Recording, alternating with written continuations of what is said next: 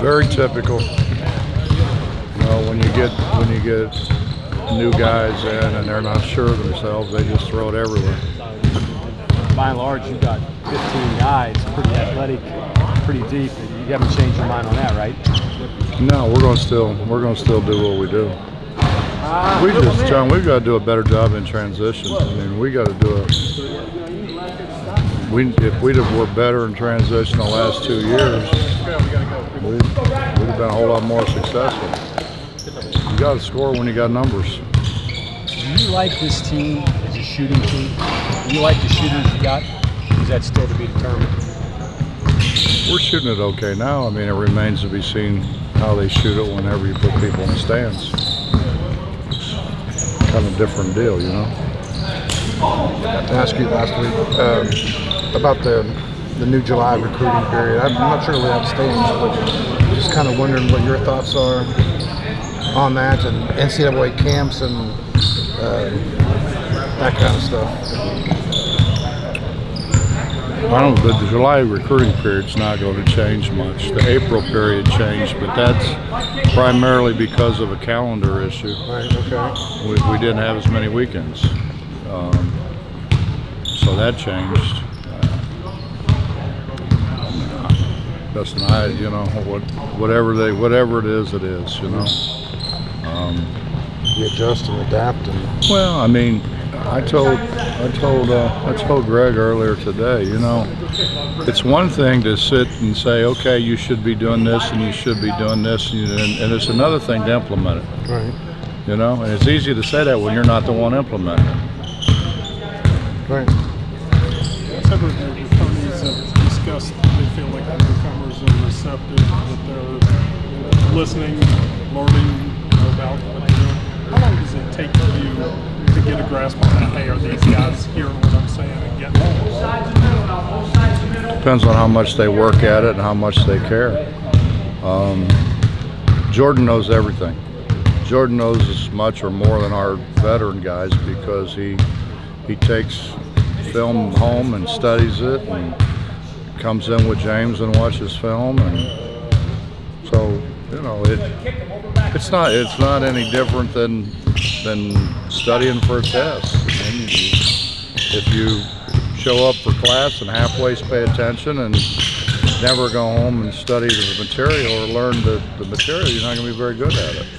How much do you think Jordan started when he was still in high school, Huggins? I mean, from the standpoint of just paying so close attention to everything that's going on in the program? You'd have to ask him that. I mean, he paid attention. I don't know how much.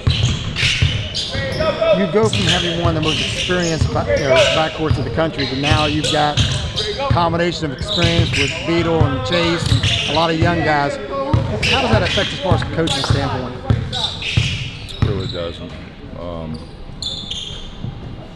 Obviously, JC and Dex knew what they were doing, but we had a whole bunch of other guys that needed to play that didn't know before.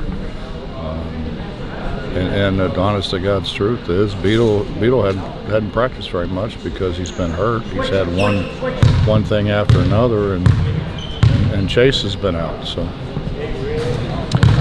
we're throwing a bunch of guys out there that have they've got to care and they've got to work at it, and sometimes that takes time. Sometimes that's sitting on the bench for a while until you figure out that, by God, this is serious. You know, so. I tell them all the time, man, it's not up to me. I could care less who plays. I don't have favorites. I don't care. You know, whoever plays, plays. But if you don't play, it's your fault. The way we play, playing as many people as we play, if you don't play, it's your own fault. Personality-wise, you got a different group of guards than what you had with Dax. Well, they're not as sure of themselves as those guys were, but that's sure. That goes with the territory. We can, for the most part, I think we can make shots. We also throw it off the wall quite a bit. No, we're pretty consistent at it. Basketball IQ-wise, where does Jordan fit with some of them? I know, particularly this young in his career, so early in his career. Well, I think he understands what's supposed to happen.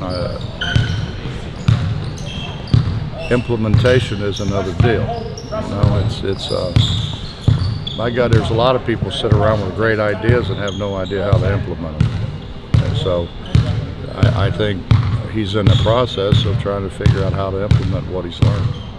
Generally speaking, though, coaches play the guards that they feel most comfortable with, and the ball in their hands to run what you want, right? Is that generally speaking how coaches operate when they choose who they're playing, the point guard, so forth? Either that or necessity. I mean, we've played some guys just out of necessity because they were the best option. It wasn't necessarily that you had all the confidence in the world in them. It was just, you know, the year that Wani and Gary both go down, that's really when JC took over at point. I mean, did I have a lot of confidence in him? No, but that grows as he continues to grow and get better.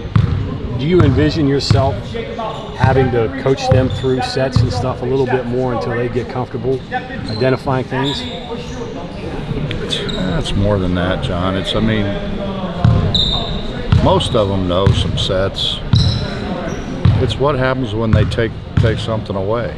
Then what do? You know, if you're a guy with the ball, who comes open first? A lot of times their first option's open and you're looking at your third one because you're getting a little bit of pressure and now you're turned around, not where you're, or maybe you didn't penetrate it deep enough to shorten the passing lane. Passing lane gets too long, they're going to run through it. So there's a lot of variables. Bob, how did you and your staff nurse Brandon through this offseason, which had to be pretty trying for him, not knowing, you know, what his future was holding? Well, I think the positive thing, Bob, was he was allowed to work out. He wasn't allowed to play, but he was allowed to work out. They were more concerned with contact with him than they were him coming in and spending time, and so I don't think it was as bad as what it could have been. You know, if it was just he was shut down totally, I think that would have been really hard on him. But I think being able to come in and work out, and Felt part of it. yeah, you know, Jordan's in here working out, so there were people in here, teammates in here that he could work out with. So I think he did still feel part of it. And if he was totally out of it, I think it'd been really, really hard on him. Appreciate it. Yes, sir. Coach, what's the competition been like among the big guys so far? Well, I think we know who our best one is.